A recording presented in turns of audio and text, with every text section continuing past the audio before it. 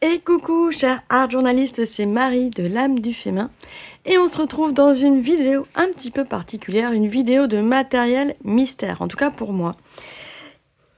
Ma grande question c'était à quoi servent ces outils, enfin cet outil particulièrement, que l'on retrouve régulièrement dans les boîtes de compas, de rapporteurs. Et en fait, je te laisse mettre en commentaire sous la vidéo si tu savais déjà à quoi servait cet outil. Il y a quelques indices là autour. Déjà, ça s'utilise sur le papier. Et comme tu peux le voir, ici, il y a de l'encre. J'ai en fait découvert, moi, cet outil ici dans les affaires de ma maman, récemment, et dans un emballage qui était complètement écrit en chinois. Donc ça m'a pas aidé à savoir à quoi pouvait bien servir cet outil. Et grâce à la technologie, j'ai réussi à traduire ce qu'il y avait sur l'emballage. Et en fait, on appelle ça un stylo linéaire. Je mettrai tous les liens sous la vidéo, comme ça sera plus facile de retrouver les références. Et en fait, comme le dit ce stylo, il est fait pour... En fait, c'est une mine, finalement, une mine, un porte-mine, qui nous permet de mettre de l'encre et de réguler le débit avec la petite vis. Et c'est pour ça qu'on le met aussi sur les rapporteurs, parce que d'habitude, un rapporteur, on a souvent soit une mine de crayon de papier, soit des fois on peut mettre un critérium. Et en fait, c'est sur les anciens, les vieux rapporteurs. Maintenant, ça se fait de moins en moins. D'ailleurs, j'ai du mal à retrouver un vieux rapporteur dans mes affaires, où il y avait encore cette extension qu'on pouvait rajouter à la place. Et toute mon enfance, je me suis demandé à quoi pouvait bien servir cette extension. Moi, je croyais que c'était une pince qu'on pouvait mettre, je sais pas, une mine de crayon qu'on pouvait coincer ou une mine de feutre. Mais voilà, je savais pas trop à quoi ça servait. Et donc, démonstration et surtout, à quoi ça peut servir dans notre pratique créative. Alors, ici, j'ai de l'encre E-Ink de Aladdin Création. C'est Cali Eco. Couleur tourmaline, c'est une jolie couleur violet, assez intense. Et comment ça s'utilise? Eh bien, simplement, on vient tremper l'embout. On a, voilà, je fais le petit zoom. On a l'encre qui va se mettre en réserve à l'intérieur. Et on va pouvoir faire des traits. Donc l'idée... Ah, je me suis mis de l'encre de partout, ça va pas être pratique. L'idée en fait de cet outil, c'est de faire des lignes relativement droites. Mais pas que. Alors apparemment, c'est beaucoup utilisé en architecture. Parce qu'effectivement, ça nous permet d'avoir un outil qui régule très bien le débit d'encre. Parce que la régulation, elle se fait grâce à la vis. Contrairement à une plume classique, on va dire, où on n'a pas toujours d'ailleurs le petit bec comme ça, on a juste l'encre qui tient par capillarité. Ici, si j'écarte un petit peu, là j'ai bien écarté la petite vis, donc les deux petites pales, si j'écarte, je vais avoir un trait beaucoup plus épais et un débit d'encre beaucoup plus important. Et donc une couleur plus foncée. Donc je vais devoir aussi plus souvent remettre de l'encre dedans, parce que voilà, à la fin, il n'y a plus d'encre, il y a un débit plus important. Donc quand on écarte beaucoup, on a un grand débit, puis après, là la vis ne tient plus, donc c'est trop écarté. Voilà.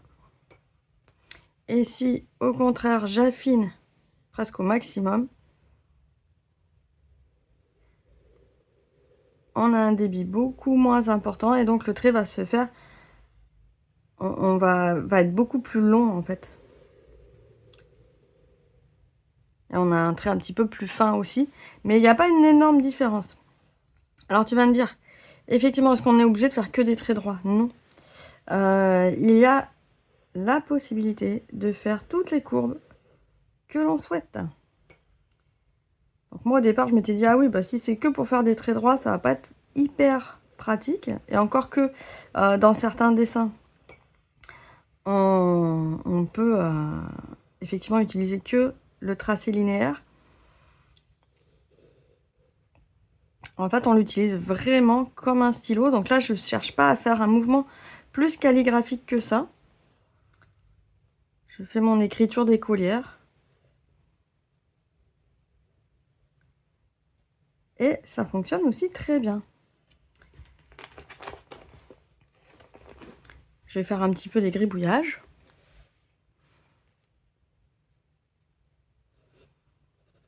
Alors, là je crois que j'ai trop serré en fait. Je redesserre un petit peu. Il veut pas faire des gribouillages. Si, voilà.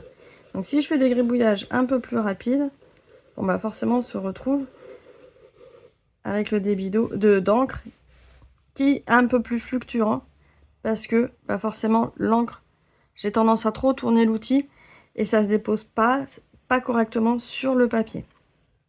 Donc ça c'est pour la partie stylo, j'allais dire qui n'est pas rattachée à un compas. Donc qu'est-ce qui se passe quand c'est rattaché par un compas? Ben, on va arriver sur la même chose, c'est-à-dire qu'on va pouvoir régler le débit d'encre sur la première vis du compas. On vient tremper son outil dedans et on va pouvoir tracer son cercle. Moi ce que j'aime bien c'est que contrairement à une plume qu'on n'aurait pas forcément pensé à placer sur son outil, avec le compas des fois on a des adaptateurs aussi, mais la plume si on la met pas dans avec le bon angle, on va pas réussir à bien mettre le bon dosage d'encre, etc. Là, le dosage, vu qu'on le règle ici avec la petite vis, on n'a pas de souci, on n'a pas des gouttes qui viennent tacher la création. Et donc, on a quelque chose de très régulier. C'est pour ça qu'en fait, on appelle ça un stylo linéaire. Parce qu'on a vraiment des lignes très régulières.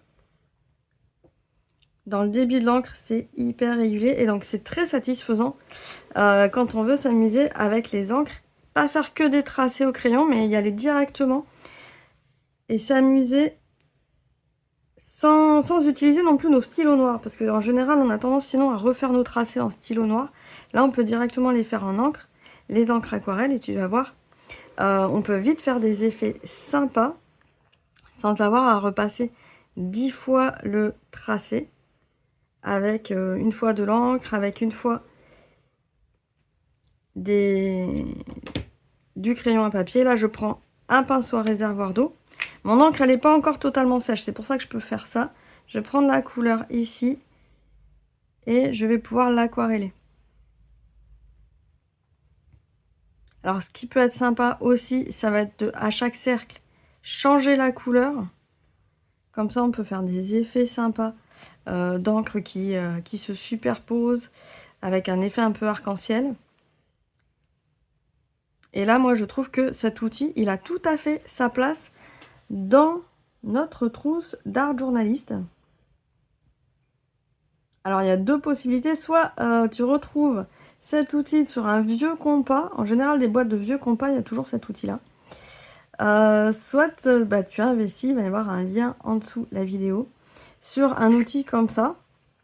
Et tu vas pouvoir utiliser après ton adaptateur, si tu as un compas, ton adaptateur de compas, pour pouvoir insérer l'outil dessus aussi, c'est possible.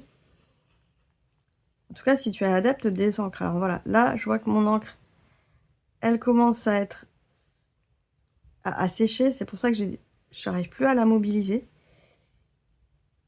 Donc c'est une encre qui s'aquarelle tant qu'elle est humide. Et après, une fois qu'elle est sèche, là, hop, ça ne bouge plus. Donc ça, c'est super pratique aussi.